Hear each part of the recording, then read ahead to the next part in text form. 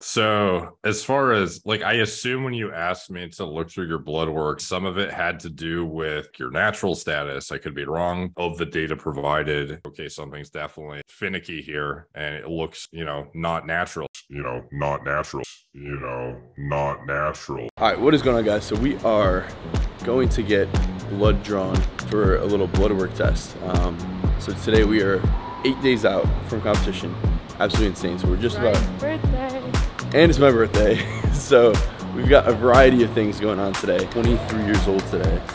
And yeah, just the number 23 makes me feel like I'm an old man now. Where do we go?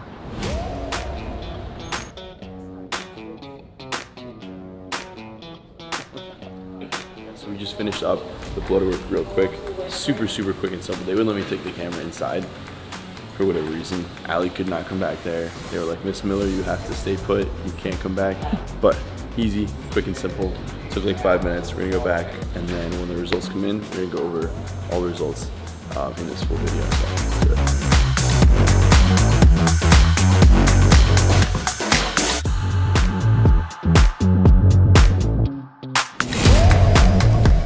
Yo guys, so our blood work results came in. We are about to hop on a call with Derek from More Plates, More Dates right now to help me kind of understand, break down everything that I got. I had like 6 or 7 different blood work panels that we got tested. He's basically gonna go through, compare to like the last times that I got my blood work checked, which was back in July at the beginning of prep, about 9-10 weeks out, compared to now, which my blood work just got checked at 1 week out from show day. So blood work results just came in. We sent it over to Derek, and he's just gonna kind of go through, like, break it down for us. How this show works is this is the only one of its kind that I know of that, like, it's a NPC natural show. But if you win the overall in each division, they give out 1 pro card per division. Damn.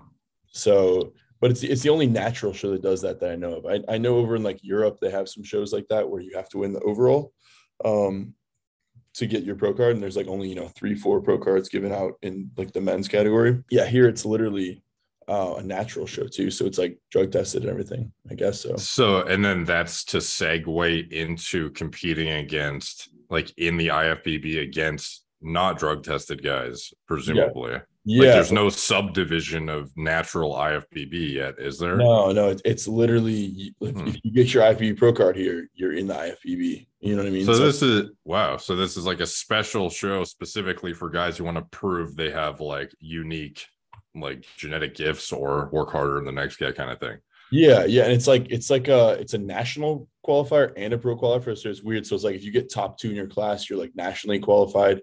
I think it's the only show, like, you could literally, I don't even think you have to be qualified for this show. You can literally show up at your first show and get your pro card. I think there's a pro show here too. It's a natural pro show, right? So it's only like pros that are like IFBB pros that happen to be natural or something like that.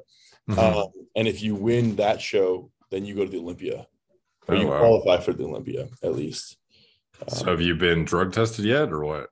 No, I don't know how that works. If they only drug test like the top, 3 athletes or whatever, because I mean, they may not want to test like the last place person or whatever. So, yeah, I don't know how that's going to go, but I would assume like immediately after competition, they'll probably test some people. You know what I mean? So, okay. So as far as, like, I assume when you asked me to look through your blood work that I imagine some of it had to do with some sort of elucidation of like your natural status. I could be wrong, or do you just want me to look through it for like health purposes? So while you do that, I can kind of explain like HDL in general.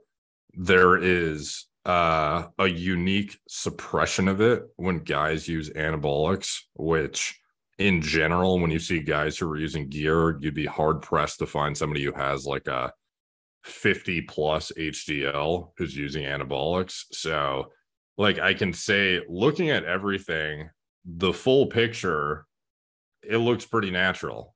But this HDL level, like, uniquely, if we were to own in on just that from a like anabolics use aspect, it would kind of, it's not as much questionable as it is like, I'm wondering if you have like a genetic predisposition to like some sort of weird like defect in the creation of HDL, which for health purposes might be actually insightful for you to look into, because if you have impaired reverse cholesterol transport by lack of HDL, like that could be problematic for cardiovascular disease in the future. So I just wanted to is looking at last October's result.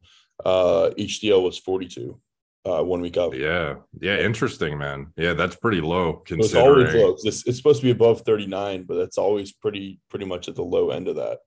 Yeah, like 30 at the start of your prep, given now, like going to some of the other markers like your LH and FSH, like I'm sure you're pretty familiar at this point with those being representative of how much signaling you have from your pituitary to your testicles to actually produce testosterone intratesticularly, and then sperm production, maturation, etc.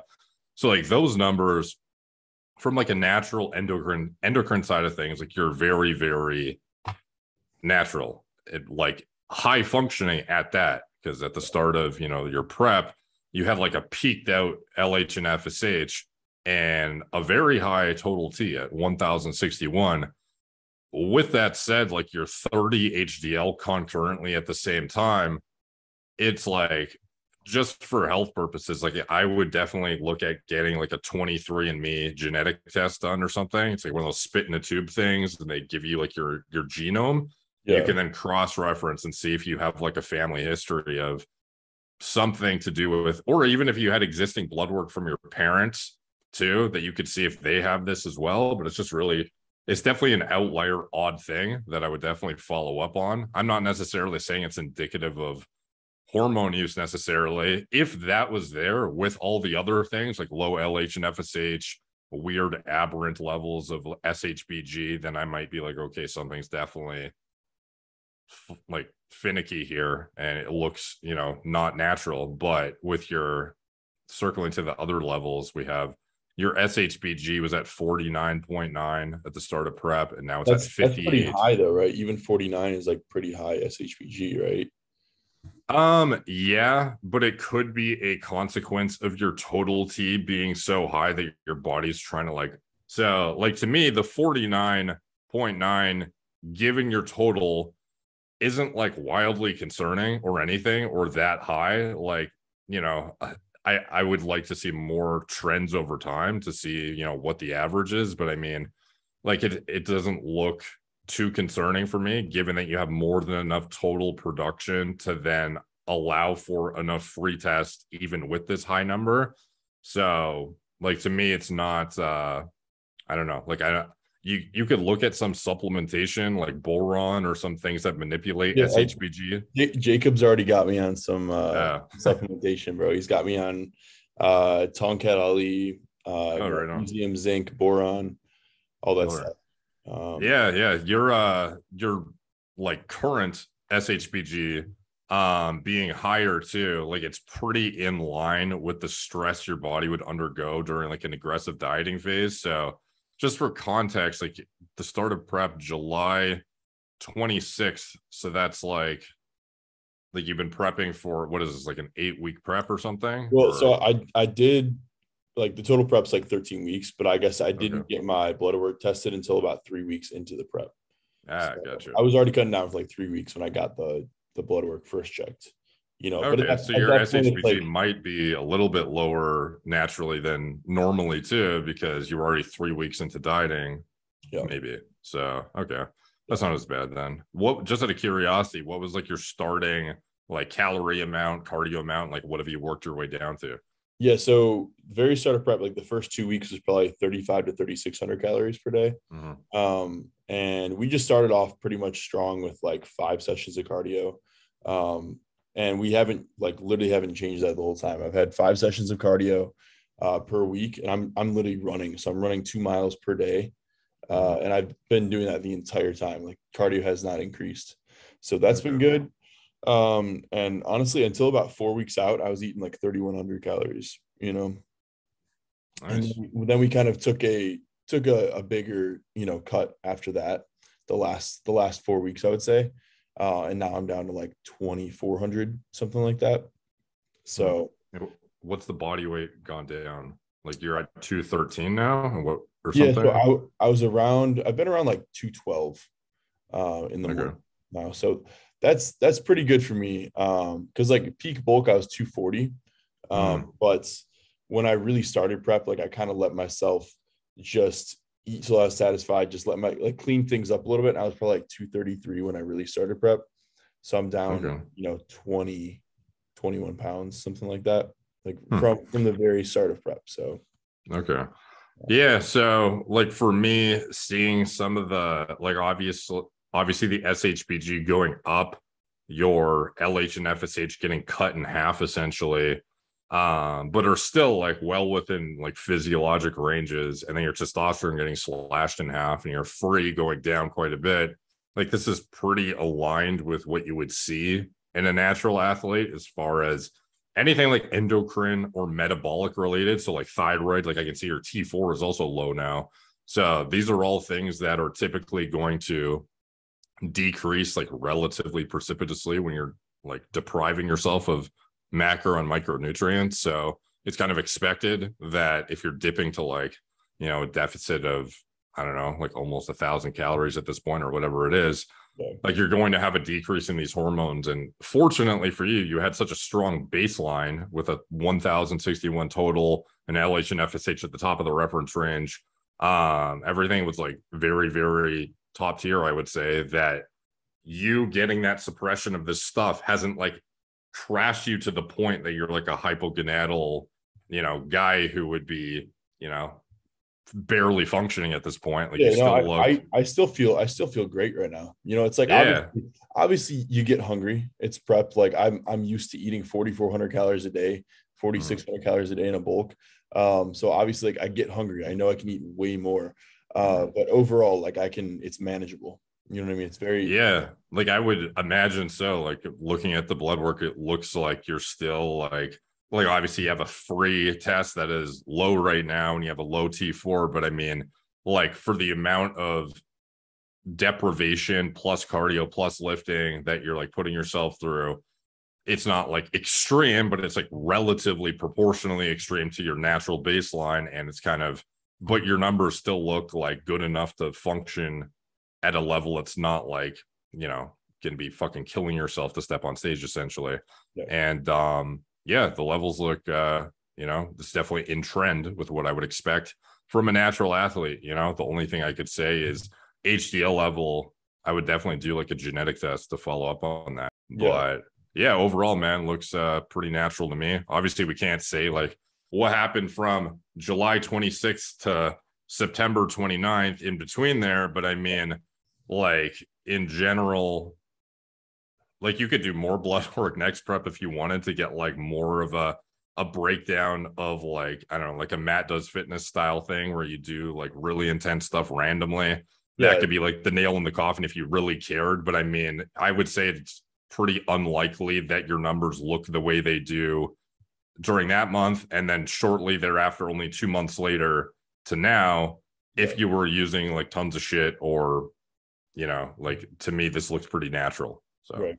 Yeah. Next time I'll have you send me a list of different panels to get, and we'll get a really complete look for you. You know what I mean? Whatever you think I need to get, No, I appreciate you using Merrick Health, by the way. I noticed that you used one of our doctors for your blood work. Appreciate that, dude. Jacob told me about Merrick last year, so we've been doing that like every time. And I never got my blood work done really before that last October or whatever. But then ever since then, like me and Jacob would go back and just check, because it was interesting to see like, okay, where am I at 1 week out on prep? Where am I at peak bulk?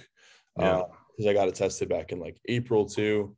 At 240 pounds peak bulk, all that stuff.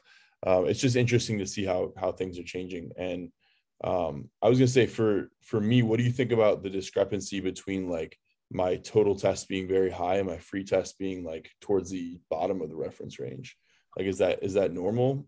Like for right now, you mean? Well, right now I understand it, but like even in like when I was bulking, like I don't know if it's from overtraining or what, but like I had, my total test was like 900 or something like that, and my free was still down at like 11 or 12. Like what I would say is the free test, while it is like a dictating metric of how much free test you have circulating around to do stuff, it doesn't necessarily mean at the end of the day that it's bad if it's on the low end of the reference range. It could just mean that your androgen receptors everywhere in your body only need this much to achieve what it deems to be adequate. So if you feel good and your sex drive is good, you wake up with morning wood, you feel mentally sharp, you're building muscle effectively, it doesn't necessarily mean it's bad. Like maybe you could try and optimize it by manipulating your SHBG a bit with through like the boron or certain supplementation or diet changes or whatever. But ultimately, the fact that you're like a genetic marvel who looks better than 99% of people who are natural, like I would say, I would not be worried too much about the lower end free as long as you don't have any symptoms representative of low test. Yeah. So if you start waking up with like morning wood's gone, you're getting ED, you have severe brain fog, mood swings, like certain things that are indicative of low T, then I would start reading into it a bit more. But just the fact that it's on the lower end of the reference range with a high total, I don't necessarily think that's a major cause for concern unless you start having symptoms associated with it. But I mean, like, it's just a number sometimes at the end of the day. If it was below the reference range or you had symptoms, like it's definitely not something to ignore. Like I understand why somebody would be, if I had a T at the bottom of the reference range or a free T at the bottom, I'd definitely be like, huh, that's odd, you know, shouldn't I be higher, especially given my total? But sometimes you have to look at the big picture. And I think in this case specifically, context dependent, I would definitely be thinking, you know, everything's been progressing exceptionally well, no symptoms. I think I'm, you know, should just be happy with where I'm at, to be honest. Awesome. That sounds good. Yeah. Good luck on your prep. I guess it's tomorrow, so not much prep left. So yeah, we're just gonna step on stage and fucking kill it at this point. Pretty much, man. Check-ins today, tan up today, and then tomorrow we're good to go. So right on. Yeah, well, good luck with everything, man. I hope it goes well. I hope you take home the card and represent the natties out there. Yes. And I'm trying, man.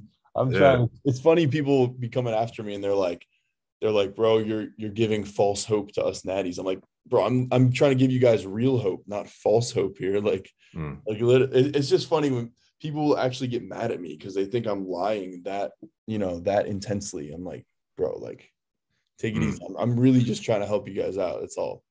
Yeah, like obviously I can't say for certain anything, but I mean, just based on what I see and like of the data provided, it definitely looks favorable. And yeah, I think some people do unfortunately get limited, I don't know, put limitations on what they think can be achieved based on, like, it's almost like a double-edged sword of something like the natty or not stuff is you see these exceptional physiques that are achieved by gear, and then you assume that everyone who has an exceptional physique is on gear, when in reality, a lot of times, not a lot of times, it's like outlier scenarios, but certain individuals are more genetically blessed and naturally dominant and look better than 90% of guys who are on gear, even though they're natural. And that's just like how the fucking luck of the cards is in the gene pool. Yeah. So it is what it is. And I think it's definitely certainly possible that somebody might exist who looks exactly like you with your stats, who is natural. You know, I definitely believe that it could be true. Yeah. So. Yeah, man. All right, brother. I think that's all I got for you, man. All right, cool. Appreciate you having me on, man. Good luck at your show, and hope you take it home. Yeah, appreciate it, man. Thank you, bro. All right, take it easy.